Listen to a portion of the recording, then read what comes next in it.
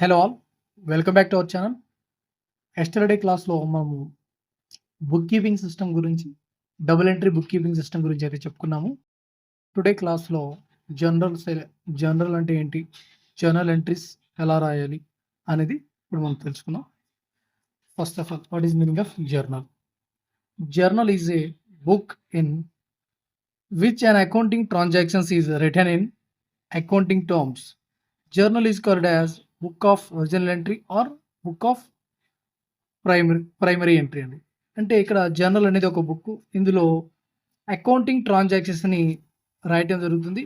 Related to accounting terms ప్రకారం ఇక్కడ accounting ట్రాన్సాక్షన్స్‌ని మనము రికార్డ్ చేసుకుంటాము.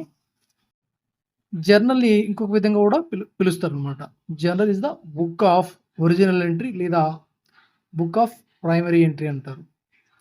Next, the process of recording the transactions in which journal is called journalizing. మనము ట్రాన్సాక్షన్స్‌ని record చేసే ప్రాసెస్ ఏదైతే ఉందో దాన్ని మనం జర్నలైజింగ్ అంటామండి. జర్నల్‌లో మనము ట్రాన్సాక్షన్స్‌ని రికార్డ్ చేసే ప్రాసెస్‌ని జర్నలైజింగ్ అని అంటాము. Okay. Next, the entry made in the journal is called journal entry.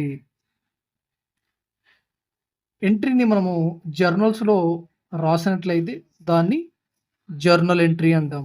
Okay. Books of జర్నల్‌లో అంటే జర్నల్ అనేది ఒక బుక్. ఆ బుక్‌లో మనము ట్రాన్సాక్షన్స్‌ని ఎంట్రీ చేసినట్లయితే దాన్ని మనము జర్నల్ ఎంట్రీ అని అంటామండి. The entry made in the journal is called as journal entry. Okay. Journal entry అనేది మనము జర్నల్‌లో రికార్డ్ చేసినట్లయితే దాన్ని మనం ఒక ట్రాన్సాక్షన్స్‌ని జర్నల్‌లో రికార్డ్ చేసినట్లయితే దాన్ని మనము జర్నల్ ఎంట్రీ అంటామండి. నెక్స్ట్ జర్నల్ యొక్క ప్రొఫార్మా. జర్నల్ ఎంట్రీస్ యొక్క ప్రొఫార్మా ఏ విధంగా ఉంటుందంటే డేటు, పర్టిక్యులర్స్, ఎల్ఎఫ్. ఎల్ఎఫ్ అంటే ledger folio number, debit amount, credit amount. ఓకేనా? ఈ విధంగా మనకు ప్రొఫార్మా అనేది ఉంటుంది. Next, journalizing the following in the books of mister Raj 2018 January. Mister Raj బుక్స్‌లో ఈ జర్నల్ ఎంట్రీస్ మనము ఎంటర్ చేయాలి. ఓకే. ఇక్కడి నుంచి మనము జర్నల్ ఎంట్రీస్‌ని ఏ విధంగా రాస్తాము? జర్నల్ ఎంట్రీస్‌ని రాసేటప్పుడు నేరేషన్ అనేది ఒకటి ఉండాలి. ఇప్పుడు మీకు ఒకటి ఫర్ ఎగ్జాంపుల్‌కి ఒకటి రాసి చూపిస్తాను. దాని ప్రకారం మనం జర్నల్ ఎంట్రీస్ అనేది రాయాల్సి ఉంటుందండి. చూసారు కదా ప్రొఫార్మా? యెస్. ఇక్కడ ప్రొఫార్మా ఏదైతే ఉందో ఆ విధంగా మనము జర్నల్స్‌కి ప్రతి ఒక్క జర్నల్ ఎంట్రీకి మనము ఆ విధంగా ప్రొఫార్మా గీసి ప్రతి ఒక్కటి డేట్ వైస్ మనం రికార్డ్ చేసుకుంటూ వెళ్ళాలి. సపోజ్ మీకు ఫస్ట్ ఎంట్రీ చూద్దాం. 1 జనవరి 2018 జరిగిన entry. Mister Raj started business with cash 50,000. ఇక్కడ మిస్టర్ రాజ్ బిజినెస్‌ని 50,000 క్యాష్‌తో స్టార్ట్ చేశాడు. సో, ఎంట్రీ వచ్చేసి మనకి ఇక్కడ బిజినెస్‌లోకి ఏమొస్తుంది? క్యాష్ వస్తుంది. So, debit what comes in. Cash అనేది real account nature. So, cash అనేది డి రూల్ ప్రకారం బిజినెస్‌లోకి ఏదైనా వస్తే దాన్ని మనం డెబిట్ చేయాలి. So, 1 January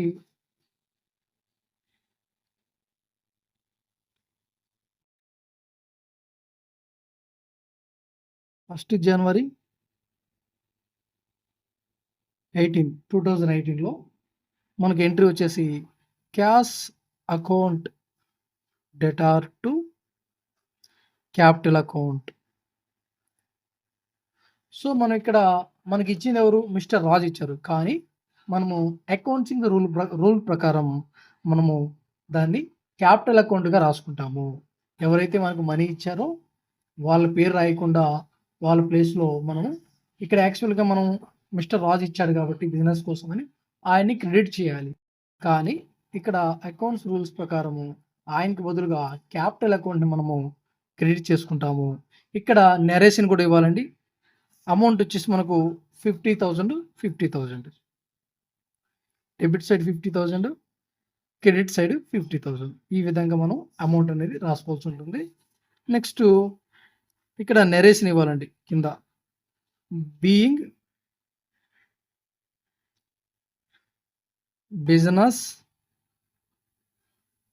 started with cash అని చెప్పేసి మనం ఇక్కడ ఈ నెరేషన్ని రాయాల్సి ఉంటుంది. ఈ విధంగా మనము జనరల్ ఎంట్రీస్ అనేది ప్రిపేర్ చేసుకుంటాము. ప్రతి ఒక్కటండి ఏ విధంగా మనకు ఏ రూల్ ప్రకారం మనం డెబిట్ చేస్తాము, ఏ రూల్ ప్రకారం క్రెడిట్ చేస్తాము అనేది క్లియర్గా మనం ఎక్స్ప్లెయిన్ చేస్తున్నాము. ఓకేనా. నెక్స్ట్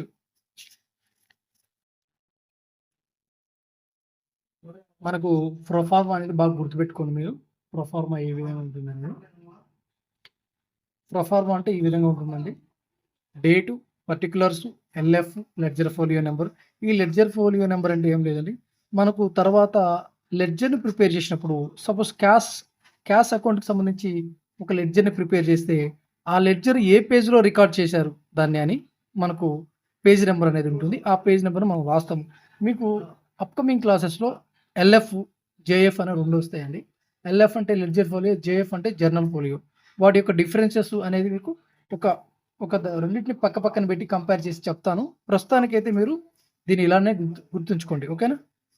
సో ప్రొఫార్మా గుర్తుంచుకోండి. నెక్స్ట్ ప్రొఫార్మా గీయకుండా డైరెక్ట్ మీకు ఎంట్రీస్ రాస్తాను. ఓకేనా.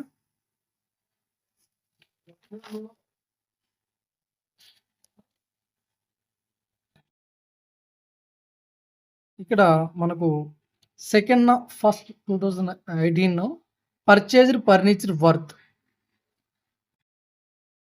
ఇక్కడ ఫర్నిచర్ని పర్చేజ్ చేయడం జరిగింది.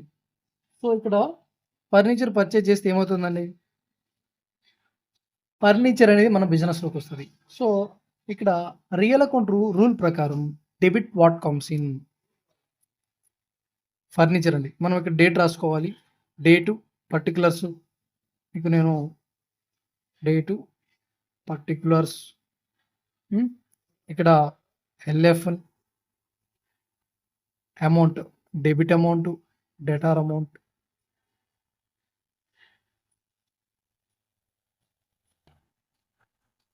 Credit amount. ఈ విధంగా మనం రాసుకోవాల్సి ఉంటుంది. మీకు ఆల్రెడీ పర్ఫార్మెన్స్ చెప్పాను కాబట్టి సో డైరెక్ట్గా చెప్పేస్తానండి. ఇంకా డేట్ వచ్చేసి మనం డేట్ ఇక్కడ వేసుకుంటాము. పర్చేజ్డ్ కదా, మనం ఏం పర్చేజ్ చేస్తాం, ఫర్నిచర్ని పర్చేజ్ చేస్తాం. ఫర్నిచర్ అకౌంట్ డెటార్ టు మనకి ఏం వెళ్ళిపోయింది, ఫర్నిచర్ను మనం క్యాష్ ఇచ్చి పర్చేజ్ చేసాం. క్యాష్ ఇచ్చి పర్చేజ్ చేసాం కాబట్టి క్యాష్ అనేది బిజినెస్ నుంచి వెళ్ళిపోతుంది. సో రియల్ అకౌంట్ రూల్ ప్రకారం debit what comes in, credit what goes out. Credit what goes out అంటే క్యాష్ వెళ్ళిపోయింది కాబట్టి క్యాష్ని మనము క్రెడిట్ చేసుకుంటాము. ఓకేనా అండి. సో ఇక్కడ అమౌంట్ వచ్చేసి 10,000. ఇక్కడ 10,000 అనేది మనం వేసుకుంటాము. నెక్స్ట్ వచ్చేసి మనకు నరేషన్ రాస్తామండి. Being purchased furniture for cash అని చెప్పి ఈ విధంగా నరేషన్ రాసుకుంటాం. ఓకేనా. Being purchased furniture for cash. Next third one అండి, అదే I mean purchased goods worth. ఇక్కడ గూడ్స్ని 2,000కి కొనటం జరిగింది. సో ఇక్కడ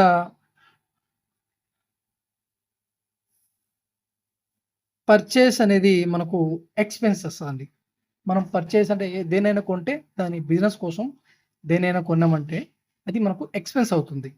సో పర్చేస్ అనేది నామినల్ అకౌంట్ రూల్ ప్రకారం ఎక్స్పెన్స్ అండి. ఆల్ ఎక్స్పెన్సెస్ లాసెస్ డెబిట్ చేయాలి. ఆల్ ఎక్స్పెన్సెస్ అండ్ లాసెస్ని నామినల్ అకౌంట్ రూల్ ప్రకారం డెబిట్ చేయాలి. సో దీనికంటే ముందర మీరు ఏం చేయాలంటే రూల్స్ ఆఫ్ అకౌంటింగ్ అనేవి ఉంటాయండి. Personal account rule, real account, nominal account, వాటి యొక్క రూల్స్ మీరు బాగా గుర్తుంచుకున్నట్లయితే మీకు ఈజీగా ఇది అర్థమైపోతుంది. పర్చేస్ అనేది మనకు expenses, purchases account debtor to cash. Cash అనేది మన బిజినెస్ నుంచి వెళ్ళిపోయింది కాబట్టి మనం క్యాష్ని క్రెడిట్ చేసాము. 2,000 మనకి మీ అందరికి తెలిసే ఉంటుంది. డేటు ప్రొఫార్మా వచ్చి date, particulars, LF, ledger folio number, amount, debit amount, credit amount అని మనం ఇట్లా రాసుకుంటాం కాబట్టి నేను ప్రొఫార్మా గీయట్లేదు. డైరెక్ట్‌గానే మీకు చెప్తున్నాను. సో, మీరు ఈ విధంగా ఎంటర్ చేయాల్సి ఉంటుంది ఎంట్రీస్. మనం ఇక్కడ నరేషన్ రాసుకుందాం. Being purchased goods for cash. Yes. ఈ విధంగా నరేషన్ మనం రాసుకోవాల్సి ఉంటుంది. నెక్స్ట్ వన్ వచ్చేసి sold goods for cash. Next వచ్చేసి మనకు ఇక్కడ మనం సోల్డ్ గూడ్స్ ఫర్ క్యాష్. గూడ్స్‌ని మనం సేల్ చేశాం. సో, గూడ్స్‌ని సేల్ చేస్తే క్యాష్ అనేది బిజినెస్‌లోకి వస్తుంది. ఇక్కడ మీరు ఏ విధంగా ఆలోచించాలంటే మీ ట్రాన్సాక్షన్ మీరంతా కూడా బిజినెస్ పాయింట్ ఆఫ్ వ్యూలోనే ఆలోచించాలి. Sold goods for cash. మీ బిజినెస్‌లోని గూడ్స్‌ని సేల్ చేశారు. Cash sales. సో, క్యాష్ వస్తుంది. Cash account debtor to cash account debtor to ఇక్కడ మనకు సేల్స్ అకౌంట్. ఇక్కడ సేల్స్ అకౌంట్ అనేది క్రెడిట్ చేస్తాం. ఎందుకంటే ఇది ఇన్కమ్‌కి సంబంధించింది కాబట్టి రెవెన్యూ. అంటే మనం ఏదైనా గూడ్స్‌ని సేల్ చేస్తే మనకు రెవెన్యూ అనేది వస్తుంది. సో, ఇక్కడ దీన్ని మనము సేల్స్ అకౌంట్ ప్రకారం క్రెడిట్ చేసుకుంటాము. ఓకేనా? ఇది మనకు సో, ఈ విధంగా సేల్స్‌ని మనము ఇన్కమ్‌గా అనుకుంటాం కాబట్టి నామినల్ అకౌంట్ రూల్ ప్రకారం సేల్స్ అనేది క్రెడిట్ అవుతుంది. నామినల్ అకౌంట్ రూల్ ఏంటి? Debit all losses and expenses, credit all incomes and gains. So, ఇక్కడ సేల్స్ చేస్తే మనకు ఇన్కమ్ వస్తుంది కాబట్టి దాన్ని మనం క్రెడిట్ చేసాము. ఓకేనా? ఇక్కడ అమౌంట్ ఎంటర్ చేసి మీకు ప్రొఫార్మా అనేది ఆల్రెడీ నేను చెప్పడం జరిగింది. ఆ ప్రొఫార్మా ప్రకారం మీరు వీటన్నిటిని కూడా రాసుకోవాల్సి ఉంటుంది. ఓకే. నెక్స్ట్ ఇక్కడ నరేషన్ రాద్దాం. Being cash sales.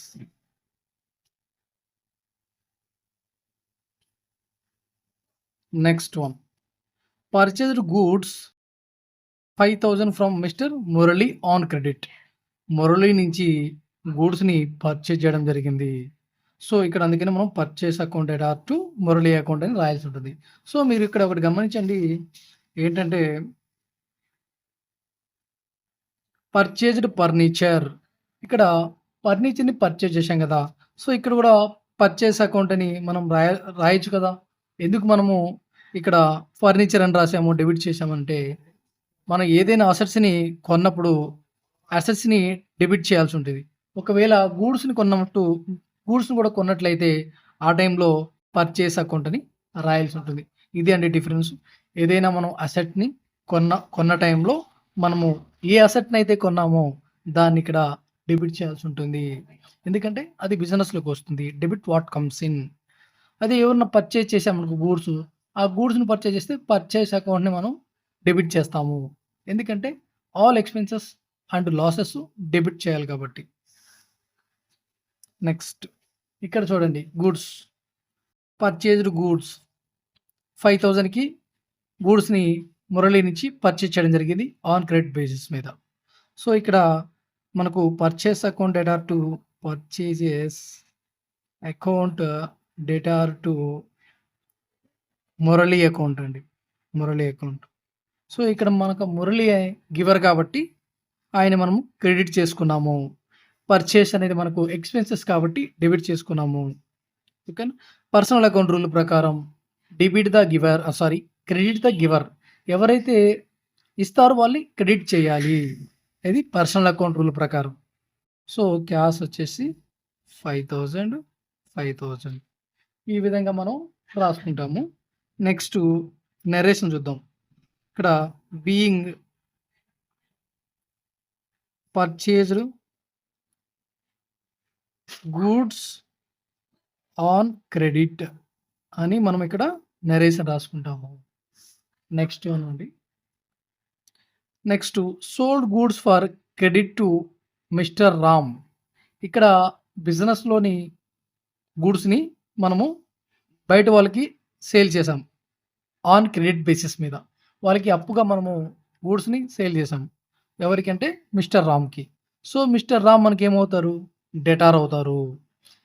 Personal account rule ప్రకారం ఎవరైతే రిసీవ్ చేసుకుంటారో డెబిట్ ద రిసీవర్.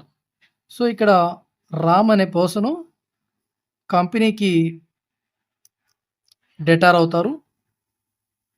ఇక్కడ గూడ్స్‌ని సేల్ చేసాం కాబట్టి సేల్స్ అకౌంట్ అనేది ఇక్కడ క్రెడిట్ అవుతుంది. అమౌంట్ వచ్చేసి 7,000, 7,000. మీకు ప్రొఫార్మా అనేది గుర్తుకుంటుందనుకుంటున్నాను. సో, మీరు ప్రొఫార్మా అనేది date, particulars, ledger folio LF number, debit amount, credit amount మీరు ఆల్రెడీ చూసారు. సో, ఇక్కడ మీరు ఒకసారి ఆ ప్యాటర్న్‌ని ఫాలో అయ్యి మీరు జర్నల్ ఎంట్రీస్‌ని టేబుల్ రాసి జర్నల్ ఎంట్రీస్ మీరు రాయాల్సి ఉంటుంది. నెక్స్ట్ నరేషన్ చూద్దాం. ఇక్కడ ఒక నరేషన్ రాయాలి మనం. Being sold goods on credit. ఇక్కడ narration sold goods on credit. Next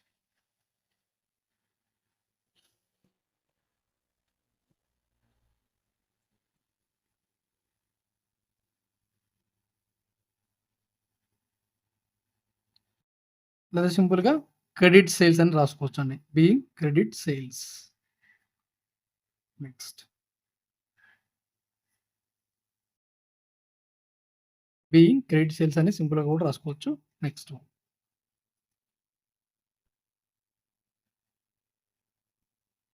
one cash deposit into bank. బ్యాంక్‌లో క్యాష్ డిపాజిట్ చేయడం జరిగింది. అంటే ఇక్కడ రిసీవర్ ఎవరు? Bank. So, debit the receiver. Bank అనేది ఒక artificial personal account. So, bank receiver ఇక్కడ. మనం క్యాష్‌ని డిపాజిట్ చేస్తున్నాం బ్యాంక్‌లో. బ్యాంక్ మన దగ్గర తీసుకుంటుంది. సో, బ్యాంక్ అనేది డెటార్. బ్యాంక్ అకౌంట్ అనేది మనకు డెటార్ అవుతారు. బ్యాంకు మనకు డెటార్ అవుతారు టు క్యాష్. ఈ క్యాష్‌ని మనం క్రెడిట్ చేసుకుంటాము. ఎందుకంటే బిజినెస్‌లోంచి మనీ వెళ్ళిపోతుంది. మనము మన బిజినెస్‌లో మనీని తీసుకొని బ్యాంక్‌లో డిపాజిట్ చేస్తే మన బిజినెస్‌లోంచి క్యాష్ అనేది వెళ్ళిపోవడం జరుగుతుంది. సో, రియల్ అకౌంట్ రూల్ ప్రకారం credit what goes out. So, ఏం వెళ్ళిపోయింది? క్యాష్ వెళ్ళిపోయింది కాబట్టి మనం క్రెడిట్ చేసుకున్నాం క్యాష్‌ని. ఇక పర్సనల్ అకౌంట్ రూల్ ప్రకారం బ్యాంక్ ఇక్కడ మనీని రిసీవ్ చేస్తుంటుంది కాబట్టి మనం బ్యాంక్‌ని డెబిట్ చేసాము.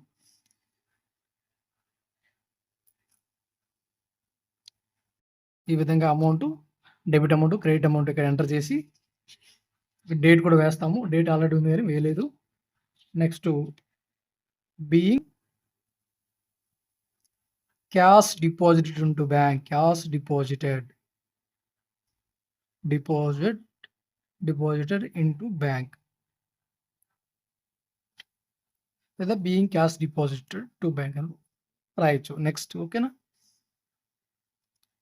Received cash from mister Ram.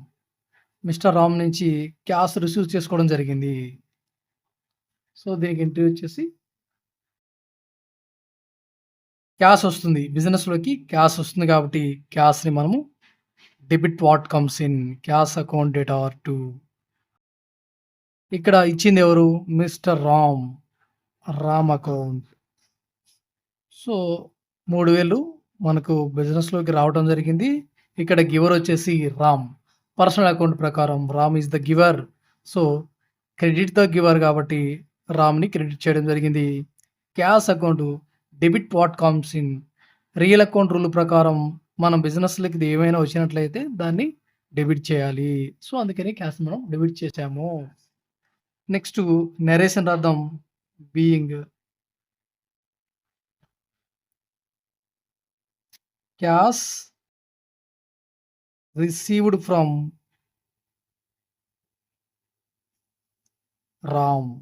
Ram నుంచి క్యాష్ రిసీవ్ చేసుకున్నామని చెప్పి మనం నరేషన్ రాస్తాము. Next one cash withdrawn for personal use. ఒకవేళ ఓనర్ కూడా ఇక్కడ ఓనరు పర్సనల్ యూజ్ కోసము క్యాష్‌ని విత్‌డ్రా చేసుకోవడం జరిగింది ఇక్కడ. ఓకే. పర్సనల్ యూజ్ కోసం క్యాష్‌ని విత్‌డ్రా చేసుకుంటే దాన్ని మనం డ్రాయింగ్స్ అకౌంట్ అని అంటాము. ఏమంటాం? Drawings account. అప్పుడు మనకు డెటార్ అవుతారు. ఎవరవుతారు? ఓనరే దీన్ని తీసుకున్నారు పర్సనల్ యూజ్ కోసం. సో, ఆయన పేరు రాయం మనం ఇక్కడ. డ్రాయింగ్స్ అకౌంట్ అని రాస్తాము. అకౌంటింగ్ రూల్స్ ప్రకారం ఆయన పేరు రాయము. డ్రాయింగ్స్ అకౌంట్ అని రాస్తాము. Drawings. Drawings accounted are to cash account. ఎందుకంటే మన బిజినెస్‌లోంచి క్యాష్ వెళ్ళిపోయింది. ఆయన పర్సనల్ యూజ్ కోసం 2000 యూజ్ చేసుకోవడం జరిగింది. సో, ఈ 2000 మనము డ్రాయింగ్స్ అకౌంట్ అని చూపిస్తాము. ఎందుకంటే రిసీవర్ ఎవరిక్కడ? తీసుకున్నది ఎవరంటే ఓనర్ తీసుకున్నాడు. ఓనర్ తీసుకుంటే అకౌంటింగ్ రూల్స్ ప్రకారం ఓనర్ పేరు రాయము. డ్రాయింగ్స్ అకౌంట్ అని రాస్తాము. నెక్స్టు క్యాష్ వెళ్ళిపోయింది కాబట్టి బిజినెస్‌లోంచి క్యాష్ అకౌంట్‌ని మనము ఇక్కడ క్రెడిట్ చేస్తాం. Cash credit real account rule ప్రకారం క్రెడిట్ వాట్ గోస్ ఔట్. బిజినెస్‌లోంచి ఏమైనా వెళ్ళిపోతే దాన్ని క్రెడిట్ చేయాలి. నెక్స్ట్ అండి. ఇక్కడ మనము నరేషన్ రాద్దాం. Being cash withdrawn for personal use అని చెప్పి ఇట్లా మనము నరేషన్ రాసుకుంటాము.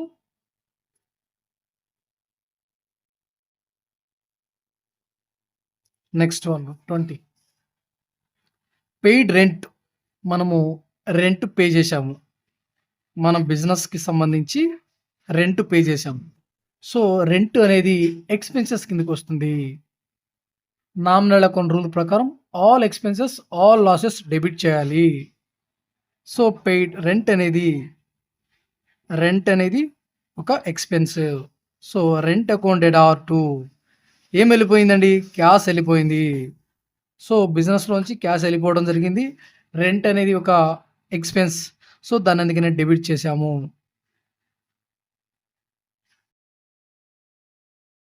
నెక్స్ట్ బీయింగ్ రెంట్ పేడ్.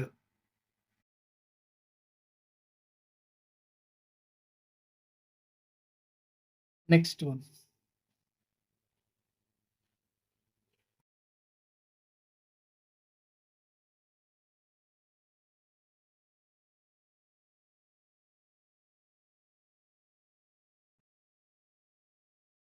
Salaries outstanding.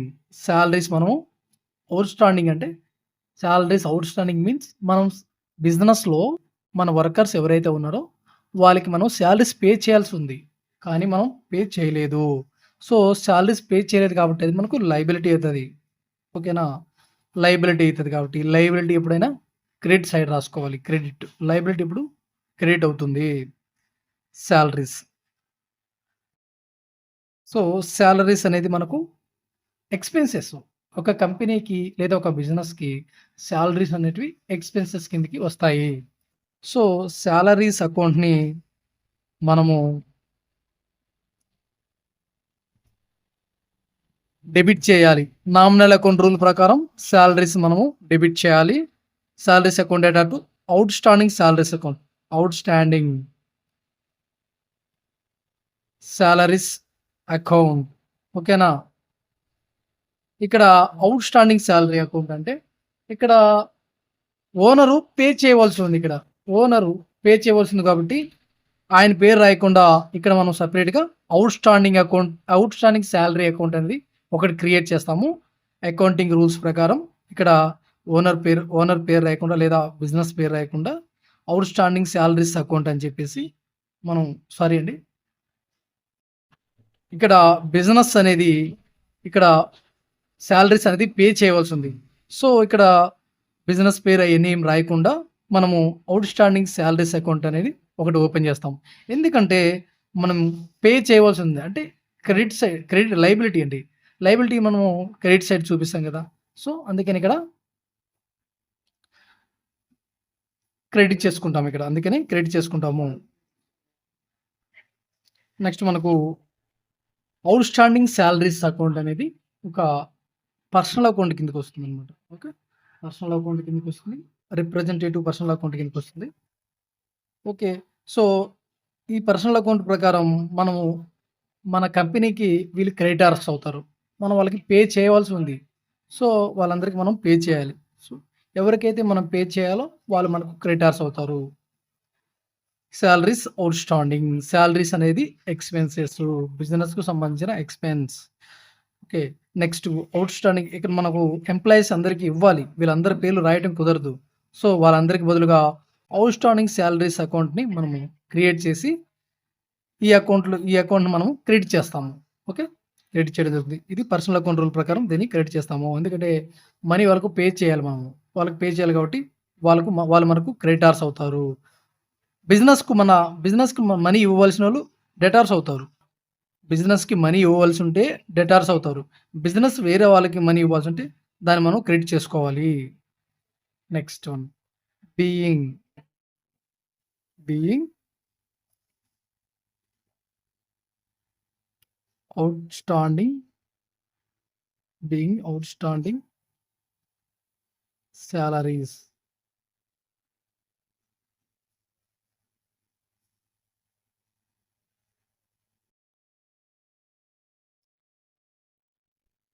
నెక్స్ట్ వన్ వచ్చేసి interest paid and borrowings.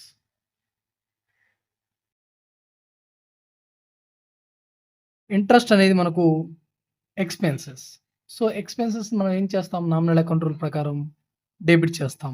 Next cash అనేది వెళ్ళిపోయింది. మనం ఇంట్రెస్ట్ పే చేసాం. ఇంట్రెస్ట్ పే చేయడం వల్ల క్యాష్ అనేది మన బిజినెస్ నుంచి వెళ్ళిపోవడం జరుగుతుంది కాబట్టి క్యాష్‌ని మనం క్రెడిట్ చేస్తాము. ఓకేనా? So, interest account debtor to cash, cash account. So, రూ. 700 ఇంట్రెస్ట్ పెయిడ్ ఆన్ బారోయింగ్స్ మీద మనం ఇంట్రెస్ట్ పే చేసాము. ఇంట్రెస్ట్ అనేది మనకు బిజినెస్‌కి ఎక్స్‌పెన్సెస్ అయితది. సో, బిజినెస్‌లో నుంచి మనీ వెళ్ళిపోవడం వల్ల మనం దాన్ని క్రెడిట్ చేసాము క్యాష్‌ని. Credit what goes out. బిజినెస్‌లోంచి క్యాష్ వెళ్ళిపోతే మనము క్రెడిట్ చేస్తాము. క్యాష్ అనేది రియల్ అకౌంట్ రూల్‌ని ఫాలో అవుతుంది. ఇంట్రెస్ట్ అనేది నామినల్ అకౌంట్ రూల్‌ని ఫాలో అవుతుంది. ఓకేనా? నెక్స్ట్ మనము being interest paid, interest paid.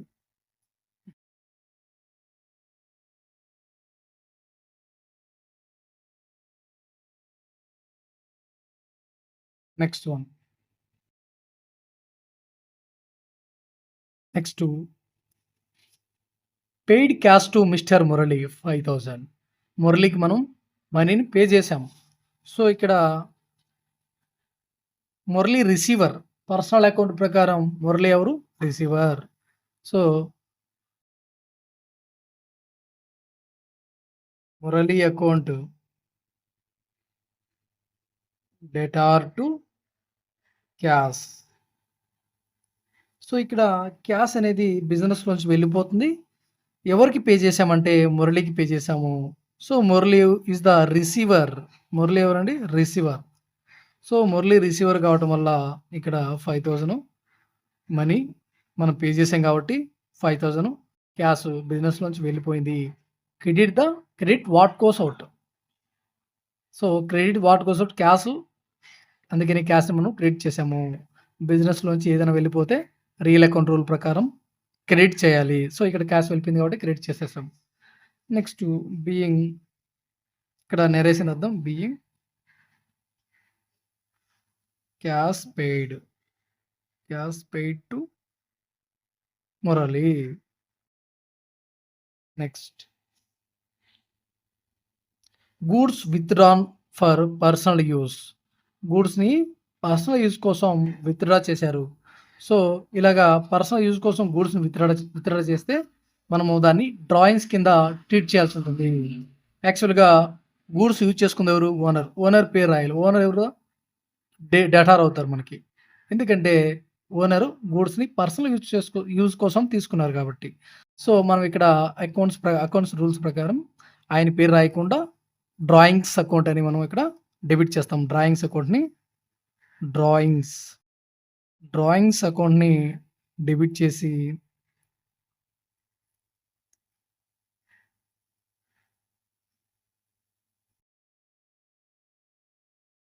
ఇక్కడ గూడ్స్‌ని గాని, పర్చేస్‌ని గాని మనం క్రియేట్ చేస్తాము. To purchases account. ఈ విధంగా మనము ఎంట్రీస్ అనేది రాస్తాము. ఓకేనా? డేట్ రాయాలి.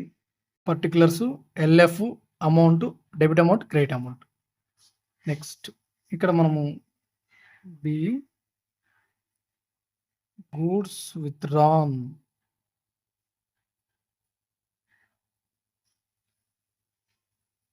For personal use.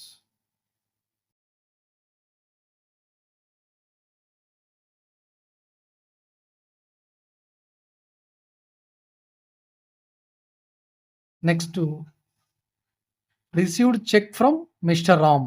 రామ్ నుంచి మనం చెక్ రిసీవ్ చేసుకున్నాం. చెక్ రిసీవ్ చేసుకుంటే మనకు బ్యాంక్ అకౌంట్‌ని డెబిట్ చేస్తాము. ఇక్కడ ఇతను చెక్ ఇచ్చాడు కాబట్టి ఇతన్ని క్రెడిట్ చేసుకుంటాము. గివర్ కదా! Mister Ram giver. So, received cheque. Cheque receive చేసుకుంటే ఎప్పుడైనా కూడా బిజినెస్‌లోకి చెక్ అనేది వస్తుంది. సో, చెక్ వస్తే దాన్ని మనం బ్యాంక్ అకౌంట్ అని రాస్తాము. చెక్ అకౌంట్ అని రాయమండి. Bank account. Bank account debtor to Ram account. ఎందుకంటే రామ్ ఇక్కడ గివర్ కదా! ఓకేనా? Cheque received cheque from mister Ram. So, bank అకౌంట్‌ని చెక్ మనకు ఒకవేళ క్యాష్ వస్తే క్యాష్ అకౌంట్ అని రాస్తాం. కానీ ఇక్కడ చెక్ వచ్చింది కాబట్టి చెక్‌ని మనం బ్యాంక్ బ్యాంక్ అకౌంట్‌ని మనం ఇక్కడ డెబిట్ చేస్తాము. ఎందుకంటే బ్యాంకర్ ఈస్ ద రిసీవర్ అక్కడ. బ్యాంక్ రిసీవ్ చేసుకుంటుంది చెక్‌ని. So, bank is the receiver. ఇక్కడ రామ్ వచ్చేసి giver. Okay. Being cheque receive. Being cheque received. Being cheque received from Ram అని ఈ విధంగా నరేషన్ రాసుకుంటాం. Narration. Next one issued cheque to Mister Lal. మనం మిస్టర్ లాల్‌కి చెక్ ఇష్యూ చేసామన్నమాట. చెక్ ఇష్యూ చేస్తే మనము బ్యాంక్ అకౌంట్‌ని క్రెడిట్ చేస్తాము. ఓకే. ఎవరికి మనం ఇష్యూ చేసాం చెక్కు? లాల్. సో, ఇక్కడ మిస్టర్ లాల్ వచ్చేసి లాల్ అకౌంట్ ఇతను రిసీవర్ కాబట్టి Lal account debtor to bank account. ఓకేనా? Yes. Lal account debtor to bank account అండి. 2000. ఓకేనా? ఇక్కడ బ్యాంక్ అనేది ఇక్కడ చెక్ అనేది వెళ్ళిపోతుంది. చెక్ వెళ్ళిపోతే మనము బిజినెస్‌లోంచి మన చెక్ వెళ్ళిపోతే బ్యాంక్ అకౌంట్‌ని మనము ఇక్కడ క్రెడిట్ చేస్తాము. Credit what goes out. Real account rule ప్రకారం క్రెడిట్ వాట్ గోస్ అవుట్.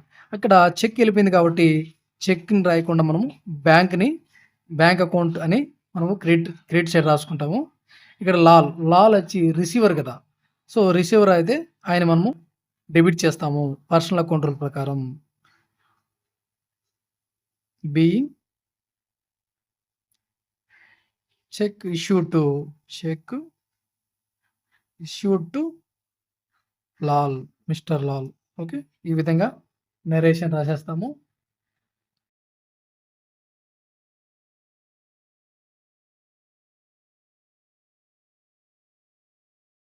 ఇక్కడ ఇంకో విధంగా కూడా రాయొచ్చు.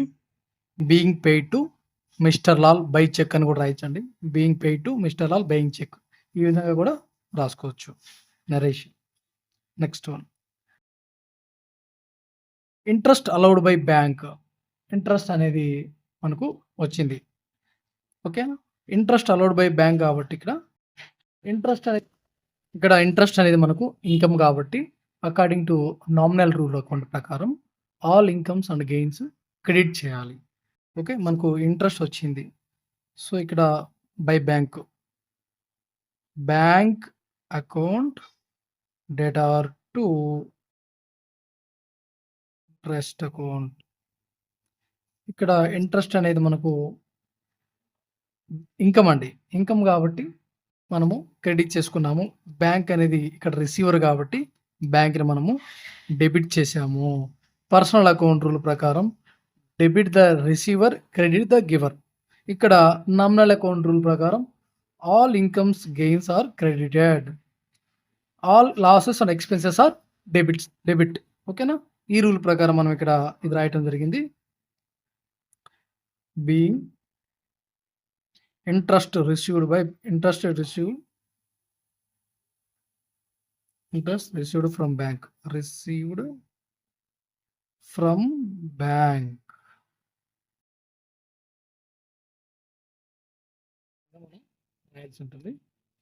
Next, withdraw from bank for personal use.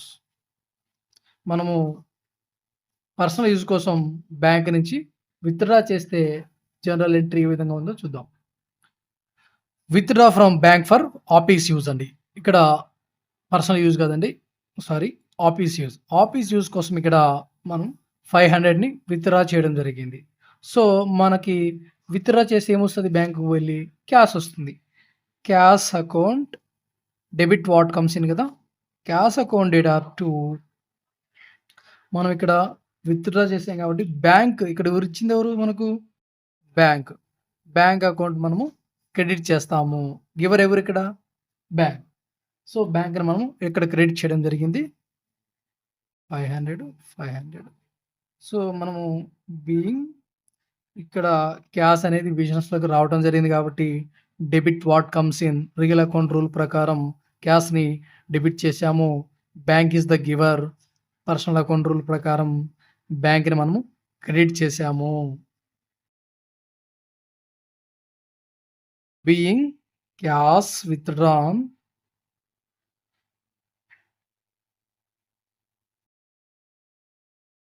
For office use.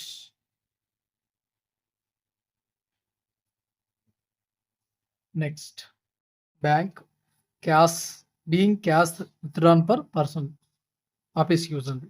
Next received commission. మనము కమిషన్‌ని రిసీవ్ చేసుకుంటే ఎంట్రీ ఏమొస్తుంది మనకి? కమిషన్ రిసీవ్ చేసుకుంటే క్యాష్ వస్తుంది. క్యాష్ అనేది ఇప్పుడు బిజినెస్‌లోకి రావడం వల్ల క్యాష్‌ని మనము డెబిట్ చేస్తాము.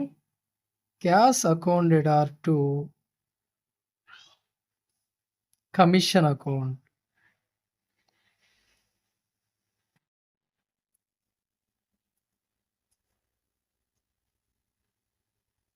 ఇక్కడ కమిషన్ అనేది ఇన్కమ్ కాబట్టి సో, దీన్ని మనము క్రెడిట్ చేశాము. క్యాష్ బిజినెస్‌లోకి రావడం జరుగుతుంది కాబట్టి క్యాష్‌ని మనము డెబిట్ చేశాము. ఓకేనా?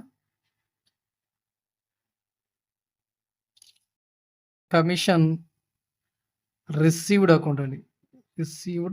Commission received account. Okay. Commission received account మనము ఇక్కడ క్రెడిట్ చేశాము.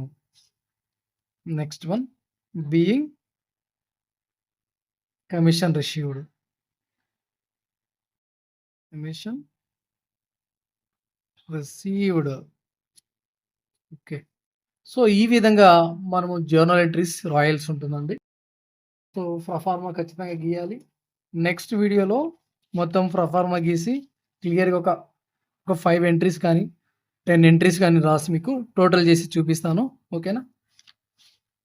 డేటు ప్రొఫార్మా అయితే ఈ విధంగా ఉంటుంది. జర్నల్ ఎంట్రీస్ యొక్క proforma date, particulars, LF, debit amount. LF అంటే ledger folio, debit amount, credit amount. ఈ విధంగా మనం చేయాల్సి ఉంటుంది. నెక్స్ట్ వీడియోలో ఒక 10 ఎంట్రీస్ తీసుకొని ఏ విధంగా పట్టిక గీసి ఏ విధంగా టేబుల్ గీసి రాయాలనేది మీకు నెక్స్ట్ వీడియోలో చెప్తానండి. థ్యాంక్ యూ అండి. Thanks for watching. సో, మన వీడియోస్ నచ్చినట్లయితే లైక్ చేయండి. మీ ఫ్రెండ్స్ ఎవరైనా కామర్స్, అకౌంట్స్ రిలేటెడ్ స్టూడెంట్స్ ఎవరైనా ఉంటే వాళ్ళందరికీ కూడా మన వీడియోస్ అనేది షేర్ చేయండి. మీరు లైక్ చేయడం వల్ల ఎక్కువ మందికి ఈ వీడియో అనేది రీచ్ అవుతుంది. యూట్యూబ్ కూడా రికమెండ్ చేస్తుంది. ఓకేనా? థ్యాంక్ యూ అండి.